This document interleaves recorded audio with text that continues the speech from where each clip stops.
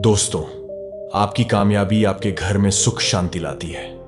आपका हमेशा मुस्कुराना, हमेशा खुश रहना और स्वस्थ रहना जीवन की बेहतरीन खुशियां देता है और आपको इस दुनिया का सबसे सुखी इंसान भी बनाता है।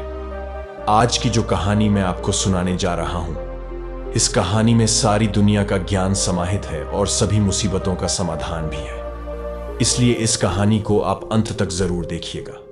बहुत समय पहले की बात है। एक छोटा सा नगर था।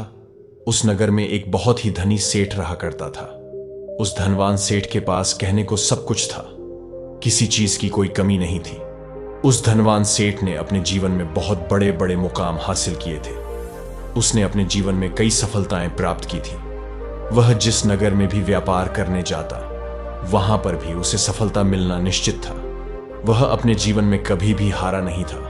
उसका व्यापार भी खूब जोर शोरों से चल रहा था।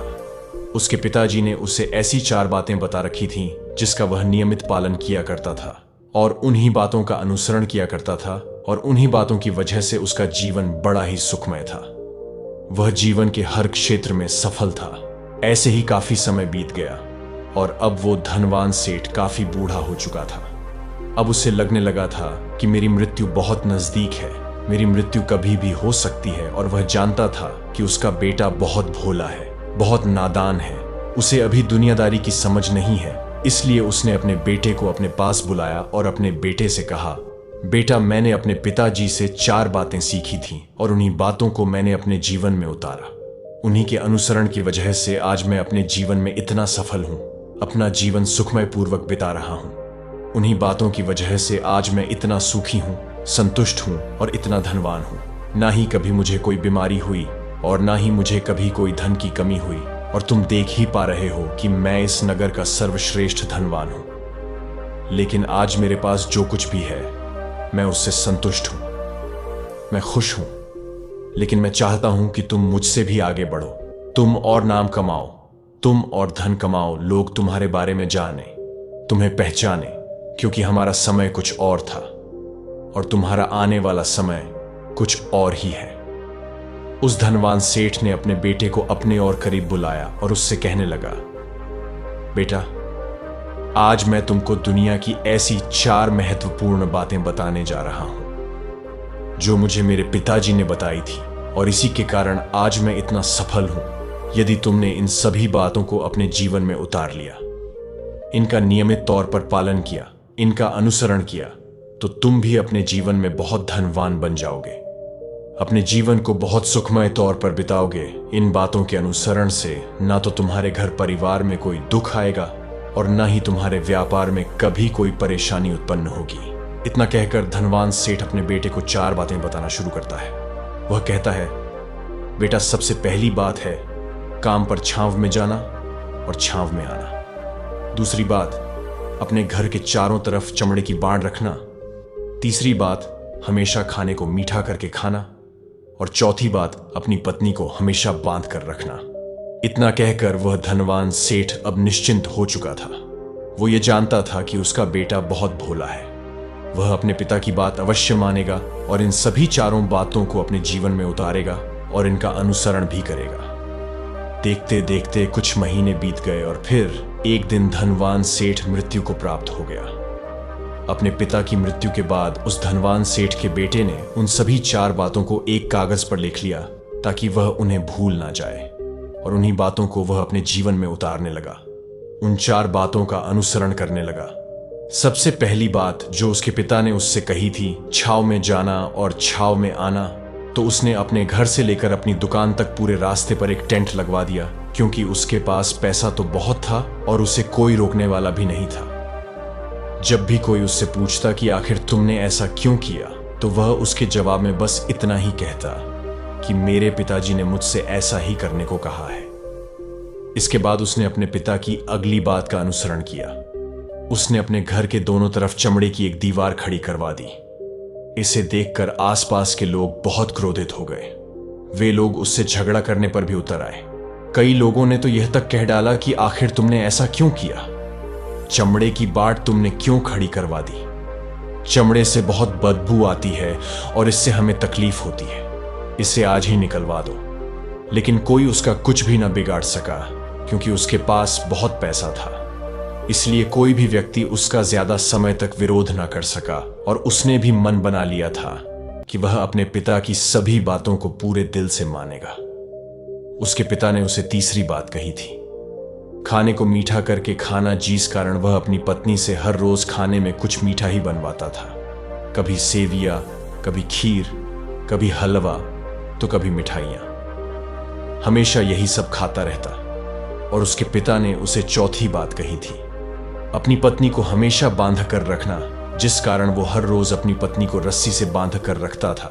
ऐसे ही कई दिन बीत गए और देखते ही देखते अब वह सेठ के बेटे का जीवन धीरे धीरे बर्बाद होने लगा था, क्योंकि उसने अपने पिता की सभी बातों का गलत मतलब निकाला था और वह उसी के अनुसार उनका पालन कर रहा था। देखते देखते उसका इतना बड़ा व्यापार अब ठप होने लगा था। उसके यहाँ पर ग्राहकों की संख्या कम होने लगी थी, क्योंकि जब उसका मन करता तब वह दुकान जाया करता और जब उसका मन करता तो वह दुकान से वापस घर लौट आता था। उसका अपने पिताजी के इस कारोबार में मन नहीं लगता था। इस कारण उसके सारे ग्राहक अब उससे नाराज होने लगे थे। उसके सारे ग्राहक अब एक एक करके उस दुकान को छोड़ते चले जा रहे थे। इसी कारण उसका पूरा व्यापार अब ठप हो चुका था। जिस व्यापार को खड़ा करने में उसके पिताजी ने खून पसीना एक कर दिया था, उस व्यापार को उसने कुछ ही महीनों में पूरी तरह से बर्बाद कर दिया था। अब उसका धंधा बहुत कम हो चुका था, जिस कारण वह बहुत परेशान रहता था। वह बहुत चिंतित रहता था और इसके साथ ही उसने अपने घर के चारों तरफ चमड़े की दीवार खड़ी करवाई थी। उस कारण आसपास पर बहुत गंदी बदबू फैल चुकी थी। इसलिए जो भी उसके आसपास रहते थे उन सभी ने वह घर छोड़कर कहीं और पर अपना बसेरा बसा लिया। चमड़े की बदबू के कारण अब उसके घर में भी कोई नहीं आता था। यहां तक कि उसके मित्र और रिश्तेदार भी उस घर में आने से कतराते थे। लेकिन अब भी उसे समझ नहीं आ रहा था कि आखिर ये सब हो क्यों रहा है। वो बहुत परेशान रहने लगा था और वह हमेशा मीठा भोजन किया करता था, जिस कारण उसका वजन बहुत ज्यादा बढ़ चुका था। और इस मोटापे के कारण उसके शरीर में ना जाने कितनी सारी बीमारियों ने अपना घर बना लिया था। आए दिन उसके घर पर वेद आने लगे थे। इन्हीं कारणों से अब उसका पैसा भी इन चीजों में बर्बाद होने लगा था। और अपने पिता की चौथी बात उसने मानी थी, वह थी अपनी पत्नी को बांध कर रखता, जिसकी वजह से उसकी पत्नी उससे नाराज हो गई और वह घर छोड़कर अपने मायके लौट गई। उसने अपनी पत्नी को मनाने की कोशिश की, तरह तरह के उपाय किए, लेकिन उसकी पत्नी नहीं मानी। और वैसे भी कोई भी स्त्री ऐसे मर्द के साथ क्यों रहना चाहेगी जो उसे बेवजह ही बेबात पर बांध कर रखता हो। देखते देखते अब वह सेठ के बेटे का पूरा जीवन बर्बाद हो चुका था।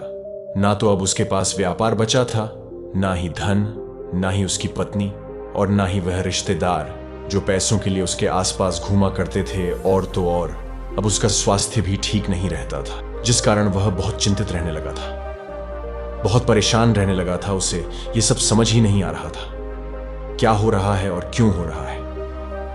इन सभी बातों को लेकर तो बहुत परेशान रहता और वह मन ही मन अपने पिताजी को कोसा करता और कहता, पिताजी, आपने तो मेरा पूरा जीवन बर्बाद कर दिया। आपकी उन 4 बातों के कारण आज मुझसे मेरा सब कुछ छिन चुका है। ना तो मेरे पास व्यापार रहा, ना ही धन दौलत, ना ही वह रिश्तेदार, ना ही मेरी पत्नी, और यहां तक कि मेरे स्वास्थ्य ने भी मेरा साथ छोड़ दिया है। आप ही के कारण आज मेरा पूरा जीवन बर्बाद हो चुका है। यदि मैंने आपकी वह 4 बातें ना मानी होती, यदि मैंने उन्हें अपने जीवन में ना उतारा होता, तो आज मैं एक सुखमय जीवन जी रहा होता। आपकी इन 4 बातों पर चलकर मुझे क्या मिला? मैंने एक आज्ञाकारी बेटे की तरह आपकी सारी बातें भली भांति मानी, उन पर यकीन किया, उनका अनुसरण किया। लेकिन मैं ही मूर्ख था जो मैंने आपकी उन बातों पर आंख बंद करके यकीन कर लिया। इतना कहकर वह फूट फूट कर रोने लगा। तभी उसे एक दिन पता चला कि उसके पास के नगर में एक साधु आए हुए हैं और वह साधु सभी की समस्याओं का हल बताते हैं। चाहे कैसी भी समस्या हो, वह उसका निवारण अवश्य करते हैं। यह सुनकर उसने सोचा कि चलो एक बार मिलकर देखता हूं, हो सकता है कि मेरी भी समस्या का समाधान मुझे मिल जाए। इस आशा के साथ वह उन साधु के पास पहुंचा। वहां पहुंचकर सीधा उनके चरणों में जा गिरा और झोर झोर से रोने लगा। वह कहने लगा, हे गुरुवर, अब आप ही मुझे बचा सकते हैं। मेरे पिताजी ने तो मेरा पूरा जीवन बर्बाद करके रख दिया। आज मेरी जो भी स्थिति है वह सब मेरे पिताजी के कारण ही है। मेरे पिताजी ने मुझे जैसा कहा मैंने वैसा ही किया। हमेशा एक अच्छे बेटे की तरह उनकी सारी बातें मानी, अपने सारे फर्ज निभाए। और देखिए मेरे पिताजी ने मेरे साथ क्या किया। मरते मरते भी वह मुझे गलत बात सिखा गए और उसका खामियाजा मुझे आज भुगतना पड़ रहा है, क्योंकि मैंने उनकी सभी बातों को अपने जीवन में उतारा, उनका अनुसरण किया। और देखिए आज मेरे साथ क्या हो गया। मेरा तो पूरा जीवन ही बर्बाद हो गया। मैं अब तक यह नहीं समझ पाया कि मेरे पिताजी ने मेरे साथ ऐसा क्यों किया। क्या मैंने उनके साथ कुछ गलत किया था? इतना कहकर वह उन साधु के सामने और भी जोर जोर से रोने लगा। तभी वह साधु महाराज उस सेठ के बेटे से कहते हैं, बेटा चुप हो जाओ, पहले मुझे अपनी सारी बात तो बताओ। आखिर तुम्हारे साथ क्या हुआ है? तुम इस तरह से क्यों रो रहे हो? तुम्हारी इस परेशानी का क्या कारण है? उन साधु के इतना कहने पर उस सेठ के बेटे ने पर्ची उन साधु के हाथ में रख दी, जो उसने अपने पिता की मृत्यु के बाद लिख रखी थी, जिसमें उसने अपने पिता की चारों बातें लिखी थी। उन साधु ने पर्ची ली और उसे पढ़ने लगे, और उन्होंने जैसे ही वह पढ़ा वह जोर जोर से हंसने लगे। और वह उस सेठ के बेटे से कहते हैं, तुम कितने बड़े मूर्ख हो। तुम्हारे पिता ने तो तुम्हें दुनिया का सारा ज्ञान दे दिया, लेकिन तुम उसे समझ नहीं पाए। तुम उसका सही तरह से पालन नहीं कर पाए और कहते हो कि तुम्हारे पिता ने तुम्हें गलत राह दिखाई है, तुम्हें गलत संदेश दिया है। तुम्हारे पिताजी तो तुम्हारी परीक्षा ले रहे थे कि तुम उनकी बातों को समझ पाते हो या नहीं, तुम उनकी बातों का सही मतलब निकाल पाते हो या नहीं। यदि वह चाहते तो इसका मतलब तुम्हें अच्छी तरह से बता सकते थे, लेकिन वह चाहते थे कि तुम इन बातों का मतलब खुद से जानो, खुद से समझो कि इन बातों का क्या अर्थ है। लेकिन अब तो ऐसा प्रतीत होता है कि मानो तुम्हारी बुद्धि बिल्कुल भ्रष्ट हो चुकी है। तुमसे बड़ा मूर्ख मैंने आज तक नहीं देखा। जिसके पास दुनिया का इतना बड़ा ज्ञान हो, वह भला इतनी बड़ी मूर्खता कैसे कर सकता है? तुम्हारे पास कोई ज्ञान नहीं है, तुमने कोई भी ज्ञान अर्जित ही नहीं किया। अगर तुम इन बातों का सही मतलब समझ चुके होते तो तुम भी अपने जीवन में अपने पिता की तरह ही सफल होते, खुश होते और तुम्हारा जीवन सुखमय तरह से बीत रहा होता। लेकिन तुम इतने बड़े मूर्ख हो कि तुमने अपने पिता की बातों का गलत मतलब निकाल लिया। उन बातों के मतलब के बारे में तुमने सोचा तक नहीं। उन्होंने जैसा कहा तुमने वैसा करना शुरू कर दिया। यदि तुम्हें उन बातों का अर्थ नहीं पता चल रहा था तो तुम किसी ज्ञानी से मिल सकते थे, तुम उससे उस बात का मतलब निकाल लेते। लेकिन जैसा तुमने अपने पिता की इन बातों को समझा है, इसका मतलब वैसा नहीं है। इस पर वह धनवान सेठ का बेटा कहता है, हे गुरुवर, आप क्या कहना चाहते हैं? क्या मैं अपने पिता की बातों को सही नहीं समझ रहा और वैसे भी इसमें समझने लायक है क्या? उन्होंने तो सब कुछ साफ साफ ही बताया था और मैंने उन्हें अपने जीवन में उसी तरह से उतार लिया, तो फिर मैंने गलत क्या किया है? इस पर गुरुवर एक बार फिर मुस्कुराने लगे और उस सेठ के बेटे से कहते हैं, बेटा, ये जो बातें लिखी गई हैं, इन बातों के पीछे एक गहरा अर्थ है जिसे तुम समझ नहीं पाए। इसी कारणवश तुमने यह मूर्खता कर दी और इसी कारणवश तुमने अपना पूरा जीवन बर्बाद कर लिया। लेकिन अब भी कुछ नहीं बिगड़ा। अब भी तुम्हारे पास बहुत समय है। यदि तुम चाहो तो अब से मेहनत करके भी तुम अपने जीवन में एक बार फिर से वह खुशहाली, समृद्धि, सब कुछ हासिल कर सकते हो। इस पर वह सेठ का बेटा कहता है, ठीक है, कृपया करके मुझे उन चारों बातों का मतलब समझाइए। आखिर उन चार बातों का क्या अर्थ है? इस पर साधु सेठ के बेटे को कहते हैं, तुम्हारे पिताजी ने तुमसे कहा था काम पर छाव में जाना और छाव में आना। इसका मतलब यह है सूर्य निकलने से पहले ही तुम दुकान पर पहुंच जाना और सूर्यास्त होने के बाद ही तुम वापस घर आना, जिससे तुम्हें दुकान पर अधिक से अधिक समय मिल पाएगा।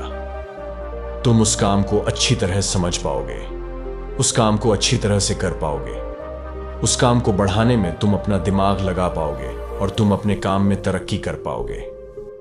लेकिन तुमने तो इसका गलत ही मतलब निकाला। तुमने तो अपने घर से लेकर दुकान तक एक ऐसा टेंट लगवा दिया जिससे तुम छाव में आ सको और छाव में जा सको। अब तुम ही बताओ, क्या तुमने अपने पिताजी की इन बातों का सही मतलब समझा था? यह सुनकर वह सेठ का बेटा जोर जोर से रोने लगा और कहने लगा, हे गुरुवर, मेरी ही गलती थी।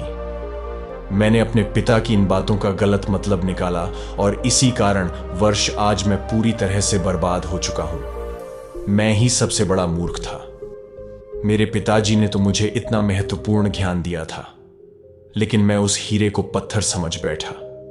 आगे वह सेठ का बेटा उन गुरुवर से कहता है कि गुरुवर दूसरी बात क्या है, उसका अर्थ क्या है। आगे गुरुवर दूसरी बात का अर्थ समझाते हुए कहते हैं, चमड़े की बाढ़ करवाना, इसका अर्थ यह है कि तुम अपने घर में कुत्ता या बिल्ली पालना। जब तुम अपने घर में कुत्ता बिल्ली पाल लोगे तो ये तुम्हारे घर की चारों ओर से रक्षा करेगा, जिससे तुम्हारी धन दौलत पूरी तरह से सुरक्षित रहेंगी और तुम बेफिक्र होकर दुकान पर मन लगा सकोगे, बेफिक्र होकर दुकान के कामों को समझ सकोगे और तरक्की कर पाओगे। और तो और तुम्हारे मन में कभी यह भी डर नहीं होगा कि कहीं कोई चोर आकर मेरी संपत्ति में चुरा ले। चमड़े की बाढ़ करवाने का असली मतलब यह है, लेकिन तुमने तो चमड़े की बाढ़ करवाने का मतलब कुछ और ही निकाल दिया। तुमने तो अपने घर की 2 दीवारों को ही चमड़े से पूरी तरह से भरवा दिया, जिस कारण आसपास गंदी बदबू फैल गई। तुम्हारे आसपास के पड़ोसी भी अपना घर छोड़कर कहीं और चले गए। यहां तक कि तुम्हारे मित्र, तुम्हारे सगे संबंधी भी उस बदबू के कारण तुम्हारे घर पर आने से कतराने लगे। और अब हालत यह हो चुकी है कि ना तो तुम्हारे घर पर कोई आता है और ना ही कोई जाता है। और इसी कारण वर्ष लोग तुम्हें नापसंद करने लगे और तुम्हारी बर्बादी का यह भी कारण है। आगे सेठ का बेटा कहता है गुरुवर, यह सब तो ठीक है, लेकिन यह खाने को मीठा करके खाना, इसका क्या? मैंने इसका भी अर्थ गलत निकाला है क्या? मैंने तो अपने पिता की बातों के कहे अनुसार ही हर रोज मीठा खाया और आज देखिए मेरा शरीर कितना वजनदार हो चुका है, जिस कारण मुझे अनेक प्रकार की बीमारियों ने घेर रखा है। क्या मैं इस बात को भी गलत समझ रहा था? इस पर वह साधु उस सेठ के बेटे से कहते हैं, हाँ, तुमने इस बात का भी गलत मतलब ही निकाला है। मीठा करके खाने का अर्थ यह है कि जब भी तुम्हें भूख तेजी से लगे तभी तुम्हें भोजन करना है, ना उसके पहले और ना उसके बाद। अन्यथा यदि तुम्हें भूख न लगी होगी और तुम्हें भोजन मिल जाए तो तुम उस भोजन की कभी कदर नहीं करोगे। वह रोटी तुम्हें कभी मीठी नहीं लगेगी, फिर चाहे वह भोजन कितना भी स्वादिष्ट क्यों ना हो, चाहे भोजन कितना भी लाजवाब क्यों ना हो, तुम उसकी कदर कभी नहीं कर पाओगे, तुम उसका सम्मान कभी नहीं कर पाओगे। किंतु जब एक व्यक्ति को जोरों की भूख लगी होती है तो उसके सामने यदि तुम सूखी रोटी भी रख दो तो भी वह उसके लिए किसी पंच मेल से कम नहीं है।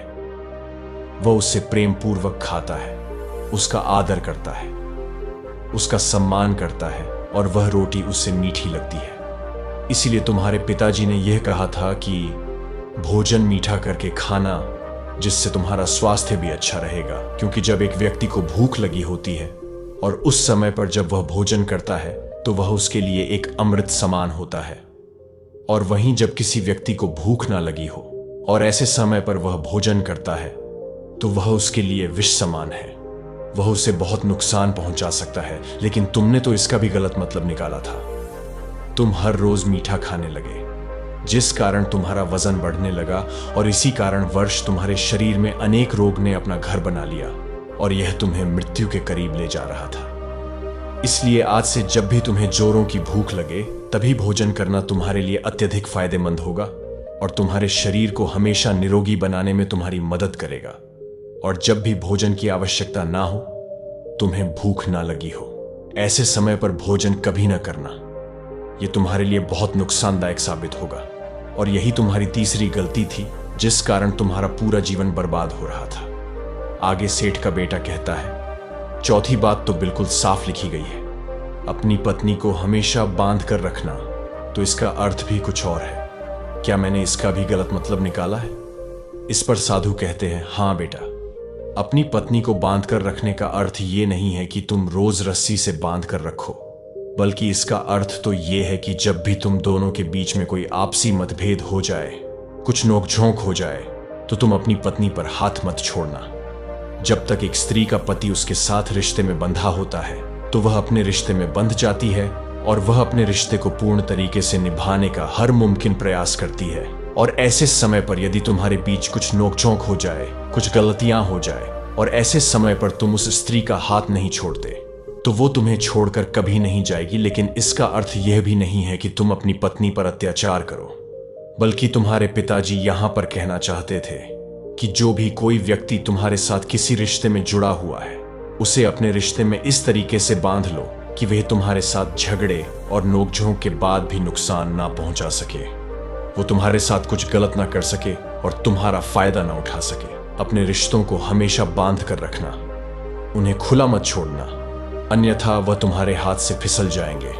और हम में से अधिकांश लोग अपने जीवन में यही गलतियां करते हैं और अपने नए रिश्तों को कभी समय नहीं देते, जिस कारण उनका रिश्ता उतना मजबूत नहीं हो पाता और इसी कारणवश वह अपने रिश्ते से हाथ धो बैठे हैं। और यही गलती तुमने भी की। तुमने तो अपनी पत्नी को बांध कर रखा था, तो भला वह तुम्हें कैसे माफ कर सकती है? और यही कारण है कि वह तुम्हें छोड़कर चली गई। तुमने जो अपनी पत्नी के साथ किया वह माफी के लायक नहीं है, लेकिन तुम्हें अपनी पत्नी से माफी मांगनी चाहिए क्योंकि तुमने गलत किया है।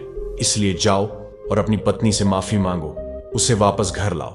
और यही वह 4 बातें थी जो तुम्हें तुम्हारे पिता ने समझाने का प्रयास किया था, लेकिन तुमने इन सभी बातों का गलत मतलब निकाला और इसी कारणवश तुम पूरी तरह से बर्बाद हो गए। किंतु अभी भी तुम्हारे पास बहुत समय है। यदि तुम इन सभी बातों का सही से अनुसरण करते हो तो तुम अपने जीवन में एक बार फिर से वह सब कुछ हासिल कर सकते हो जो तुमने खोया है। ये सारी बातें हमारे जीवन की पूरी परेशानियों का समाधान है। तुम किसी भी तरह से इनको देख सकते हो। यदि तुम कामयाब होना चाहते हो तो तुम्हें मेहनत करनी ही होगी। सूर्य निकलने से पहले तुम्हें अपने घर से निकलना होगा और हमेशा सूर्य के ढलने के बाद ही तुम्हें घर वापस लौटना होगा, ताकि धन दौलत को कोई तुमसे छीन ना ले। तुम्हें अपने रिश्तों को कुछ इस तरीके से बांधना होगा ताकि वह रिश्ते तुम्हें परेशान ना करें, तुम्हें तकलीफ ना पहुंचाए, तुम्हारा फायदा ना उठाएं। और हमेशा एक अच्छा और स्वस्थ भोजन करना जब तुम्हें भूख लगी हो, ताकि तुम्हें जो भी सांसें मिली हैं तुम उसे खुशी खुशी जी सको। और अपने रिश्तों को हमेशा बांध कर रखना, उन्हें खुला मत छोड़ना, अन्यथा वह तुम्हारे हाथ से फिसल जाएंगे। और अपने घर में अवश्य ही कुत्ते या बिल्ली को जरूर पालना, ताकि तुम्हारा धन हमेशा सुरक्षित रहे। इन सभी बातों का अपने जीवन में अनुसरण करने के बाद तुम अपने जीवन में सब कुछ एक बार फिर पा सकते हो जो तुमने आज तक खोया है। और हो सकता है कि तुम इससे भी अधिक उन्नति कर पाओ, इससे भी अधिक समृद्धि पा सको, अपने जीवन को खुशहाल और सुखमय बना सको। इतना कहकर साधु शांत हो गए और सेठ का बेटा भी अपनी सभी गलतियों को समझ चुका था। उसने उन गुरु को प्रणाम किया और वापस अपने घर लौट गया। उसने उन सभी 4 बातों को अपने जीवन में उतारा, उनका सही सही अनुसरण किया। उसके बाद से उसके जीवन में सकारात्मक प्रभाव दिखने लगे। वह एक बार फिर से अपने व्यापार को खड़ा करने में सफल रहा। वह एक बार फिर से अपनी पत्नी को घर लाने में सफल रहा और देखते ही देखते उसका जीवन सुखमय और आनंदमय हो गया था। दोस्तों, मुझे उम्मीद है कि आपको यह कहानी बहुत अच्छी लगी होगी। अगर हाँ, तो कमेंट बॉक्स में यस लिखकर जरूर बताएं और हमारे इस चैनल जो सब्सक्राइब जरूर करें, ताकि हम और नई नई कहानियां आपके लिए लेकर आते रहें। मिलते हैं अगली वीडियो में। नमो बुद्धाय।